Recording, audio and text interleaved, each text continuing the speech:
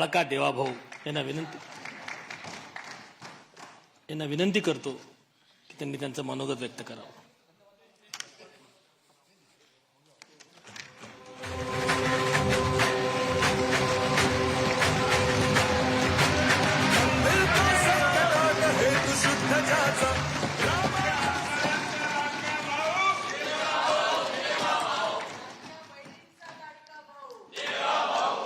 हिंदवी स्वराज्याचे सरसंस्थापक छत्रपती शिवरायांना मानाचा मुजरा करतो. भारतीय राज्यघटनेचे शिल्पकार भारतरत्न डॉक्टर बाबासाहेब आंबेडकर यांना मानवंदना अर्पित करतो. आज आपली सगळी प्रक्रिया पार पाडण्याकरता या ठिकाणी उपस्थित झालेले गुजरातचे माजी मुख्यमंत्री आदरणीय रुपाणीजी, त्यांच्यासोबत आलेल्या भारताच्या वित्तमंत्री आदरणीय निर्मलाताई सीतारामनजी, आपले अध्यक्ष चंद्रशेखर बावनकुळेजी, माननीय विनोद तावडेजी, माननीय शिवप्रकाशजी, मंचावर उपस्थित असलेले सन्माननीय आशिष शेलारजी, प्रवीण दरेकरजी, या ठिकाणी आपल्या सहयोगी पक्षाचे जनसुराज्याचे विनय कोरेजी, त्याचप्रमाणे युवा स्वाभिमानचे रवी राणाजी, रासपचे रत्नाकर गुट्टेजी, आपल्याला ज्यांनी समर्थन दिलं ते एकमेव अपक्ष आमदार शिवाजी पाटील, भारतीय जनता पक्षाचे विधानमंडळातील माझे सर्व ज्येष्ठ सहकारी, कोर कमिटीचे सर्व सदस्य, माझ्या सर्व भगिनी आणि बंधूंनो, सर्वप्रथम आपल्या सर्वांचे मी आभार मानतो की आपण एकमताने या ठिकाणी विधिमंडळ गटाचा नेता म्हणून माझी निवड केली आणि ही निवड प्रक्रिया करण्याकरता या ठिकाणी आलेले माननीय रुपाणीजी आणि माननीय निर्मला सीतारामनजी यांचे देखील अतिशय मनापासून मी आभार मानतो. खरं म्हणजे आपल्या सर्वांना याची कल्पना आहे की यावेळची निवडणूक एक अतिशय ऐतिहासिक अशा प्रकारची निवडणूक राहिली आहे आणि या निवडणुकीचं विश्लेषण करायचं झालं तर मी असं म्हणेन की या निवडणुकीने एक गोष्ट आपल्यासमोर निश्चितपणे ठेवली आहे, ती म्हणजे एक है तो सेफ है आणि मोदी है तो मुमकिन है. मोदीजींच्या नेतृत्वामध्ये देशामध्ये विजयाची मालिका ही लोकसभेनंतर पुन्हा एकदा हरियाणापासून सुरू झाली आणि महाराष्ट्राने जे मॅन्डेट या ठिकाणी आपल्याला दिलेलं आहे, खरं म्हणजे महाराष्ट्राच्या जनतेला मी साष्टांग दंडवत घालतो अशा प्रकारचं मॅन्डेट महाराष्ट्राच्या जनतेने आपल्याला दिलेलं आहे. विशेषतः या संपूर्ण प्रक्रियेमध्ये आपल्यासोबत पूर्णपणे तनमनाने या ठिकाणी असलेले महाराष्ट्राचे मुख्यमंत्री माननीय एकनाथराव शिंदेजी आणि महाराष्ट्राचे उपमुख्यमंत्री सन्माननीय अजितदादा पवारजी यांचे देखील मी अतिशय मनापासून आभार मानतो आणि तद्वतच आमचे आरपीआयचे नेते रामदास आठवलेजी आणि आमच्या सगळ्या मित्रपक्षांचे देखील मनापासून आभार मानतो. खरं म्हणजे अतिशय महत्त्वाचं अशा प्रकारचे वर्ष आहे. एकीकडे आपण सगळे लोक ज्या प्रक्रियेतनं निवडून येतो ती प्रक्रिया ज्या संविधानाने आपल्याला दिली, भारतरत्न डॉक्टर बाबासाहेब आंबेडकरांनी तयार केलेलं आमचे संविधान, या संविधानाची 75 वर्ष पूर्ण होत आहेत आणि म्हणून सर्वार्थानं एक अत्यंत महत्वाचं अशा प्रकारचे वर्ष आहे. कारण आपल्याला कल्पना आहे की देशाचे प्रधानमंत्री माननीय मोदीजी हे देखील नेहमी सांगतात की कुठल्याही ग्रंथापेक्षा, धर्मग्रंथापेक्षा माझ्याकरता भारताचं संविधान सगळ्यात महत्वाचं आहे. आणि एक असं संविधान की ज्या संविधानाने प्रत्येक भारतीयाला जगण्याचा, मोठं होण्याचा, समृद्ध होण्याचा अधिकार दिला आणि भारताला जगातले एक उत्तम राष्ट्र म्हणून प्रस्थापित करण्याचं काम केलं. अशा या संविधानाच्या 75 वर्ष पूर्ण होणाऱ्या अमृत महोत्सवी वर्षात पुन्हा एकदा या ठिकाणी आपण सरकार स्थापन करतोय. दुसरं, आपल्या सर्वांना कल्पना आहे की ज्यांनी समस्त हिंदुस्थानामध्ये मोगली आक्रमणानंतर आमची श्रद्धास्थानं जी उद्ध्वस्त झाली होती, त्या सर्व श्रद्धास्थानांचं पुनरुज्जीवन केलं. त्या राजमाता अहिल्यादेवी होळकर यांचंही 300व जयंती वर्ष हेच आहे. त्यामुळे मला असं वाटतं की ही देखील एक अत्यंत महत्वाची गोष्ट आहे. त्यासोबत ज्यांनी इंग्रजांच्या विरुद्ध जल, जमीन आणि जंगल वाचवण्याचा लढा उभारला आणि खऱ्या अर्थानं इंग्रजांना सळो की पळो करून सोडलं, ते भगवान बिरसा मुंडा यांचीही 125वी जयंतीचं हे वर्ष या ठिकाणी आपण साजरं करतोय. आणि अर्थातच आपल्या सर्वांचे लाडके नेते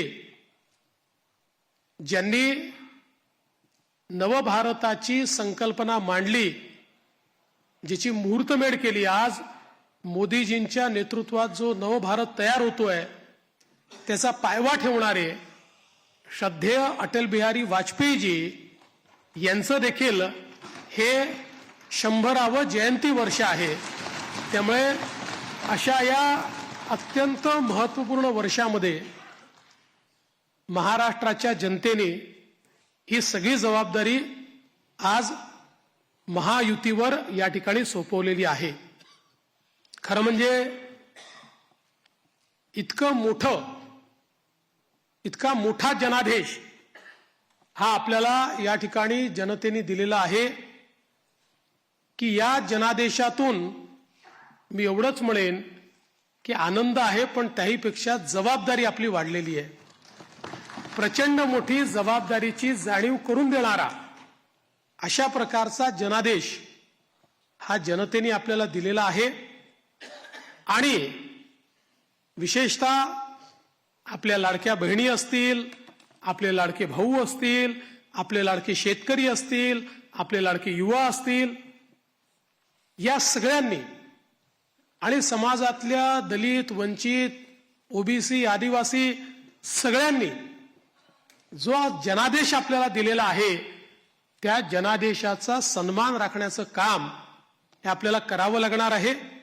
आणि म्हणून निश्चितपणे आपली प्राथमिकता आपण सुरू केलेल्या योजना आणि आपण दिलेली आश्वासनं ही पूर्ण करणं याच्याकडे आपली प्राथमिकता तर असेलच, पण त्यासोबत महाराष्ट्राला पुढे नेण्याकरता, महाराष्ट्राला सर्व आघाड्यांवर पहिल्या क्रमांकावर आणण्याकरता आपल्या सर्वांना या ठिकाणी सातत्याने कार्यरत राहायचं आहे. आपल्याला कल्पना आहे की 2019 साली देखील जनतेचा कौल आपल्याला मिळाला होता. दुर्दैवाने जनतेचा जो कौल होता तो हिसकावून घेण्यात आला आणि जनतेसोबत एक प्रकारे बेईमानी त्या काळामध्ये झाली. मी काही त्या इतिहासामध्ये जाऊ इच्छित नाही, एक नवीन सुरुवात आपण करतोय, पण या गोष्टीचा निश्चित उल्लेख करेन की सुरुवातीच्या 2.5 वर्षामध्ये ज्या प्रकारे वेगवेगळ्या पद्धतीनं आपल्याला त्रास देण्यात आला, आपल्या आमदारांना त्रास देण्यात आला, नेत्यांना त्रास देण्यात आला. अशाही परिस्थितीमध्ये मला या गोष्टीचा अभिमान आहे की 2.5 वर्षात एकही आमदार आपल्याला सोडून गेला नाही. सगळे आमदार, सगळे नेते संघर्ष करत होते आणि त्या संघर्षामुळेच 2022 साली पुन्हा आपलं सरकार तयार झालं आणि त्यातूनच आज पुन्हा एकदा पूर्ण बहुमत आपल्या महायुतीला, प्रचंड बहुमत हे महायुतीला मिळालं आणि आपल्या भारतीय जनता पक्षाला 132 आणि आपल्या मित्रांसोबत 137 जागा, एक प्रकारचा इतिहास या महाराष्ट्रामध्ये लिहिला गेला. हा इतिहास मला असं वाटतं की अभूतपूर्व अशा प्रकारचा आहे. या निमित्ताने देशाचे प्रधानमंत्री माननीय मोदीजींचे मी मनापासून आभार मानेन की माझ्यासारख्या बूथचा कार्यकर्ता म्हणून ज्याने काम चालू केलंय, वॉर्डाचा अध्यक्ष म्हणून काम चालू केलंय, अशा एका कार्यकर्त्याला या सर्वोच्च पदापर्यंत 3 वेळा माननीय मोदीजींनी या ठिकाणी बसवलं. अर्थात त्यातला एकदा 72 तासाकरताच होतो, पण तरी देखील टेक्निकली होतो. त्याच्यामुळे 3 वेळा मला महाराष्ट्राच्या मुख्यमंत्री पदावर बसण्याचा मान सन्मान त्यांनी दिला. हा पक्ष ज्या प्रकारे त्यांच्या नेतृत्वात मोठा झाला, त्यातूनच सामान्य कार्यकर्त्यांना वेगवेगळी त्या ठिकाणी पदं मिळाली, चांगली पदं मिळाली, आपल्याला काम करण्याची संधी मिळाली. म्हणून मी आदरणीय मोदीजींचं मनापासनं या ठिकाणी त्यांचे आभार मानतो. पक्षाचे राष्ट्रीय अध्यक्ष आदरणीय JP नड्डा साहेब यांचे देखील अतिशय मनापासून आभार मानतो. आणि त्याचसोबत ज्यांनी या संपूर्ण निवडणुकीमध्ये अतिशय ताकदीनं महाराष्ट्रामध्ये आपल्यासोबत तळ ठोकून कार्यकर्त्यांमध्ये ऊर्जा निर्माण केली आणि या निवडणुकीत अत्यंत ताकद आपल्या सर्वांना दिली, ते देशाचे गृहमंत्री माननीय अमितभाई शहा यांचे देखील आभार मानतो. आणि भारतीय जनता पक्षाचं जे शीर्षस्थ नेतृत्व आहे, त्या सगळ्या नेत्यांचे या ठिकाणी अतिशय मनापासून मी आभार मानतो. आणि विशेषतः वेगवेगळे राज्यातल्या ज्या कार्यकर्त्यांनी, नेत्यांनी आपल्याला मदत केली, त्यांचे देखील मी अतिशय मनापासून आभार मानतो. महाराष्ट्रातली सगळी टीम तर आपले प्रदेशाध्यक्ष बावनकुळेजी यांच्या नेतृत्वात महाराष्ट्र भाजप हा पूर्ण ताकदीने या ठिकाणी मैदानामध्ये होता आणि त्यामुळेच हा विजय आपल्याला या ठिकाणी मिळालेला आहे. त्याबद्दल भारतीय जनता पक्ष महाराष्ट्राच्या संपूर्ण टीमचं मी मनापासून अभिनंदन करतो, आभार मानतो. आणि अर्थातच तुम्ही सगळे लोक आहात म्हणून मी इथे आहे. तुम्ही नसतात तर मी इथे नसतो. त्याच्यामुळे तुमचे सगळ्यांचे मनपूर्वक आभार मानत असताना पुढची वाट ही आपल्याला अपेक्षा पूर्ण करण्याकरता संघर्षाची आहे.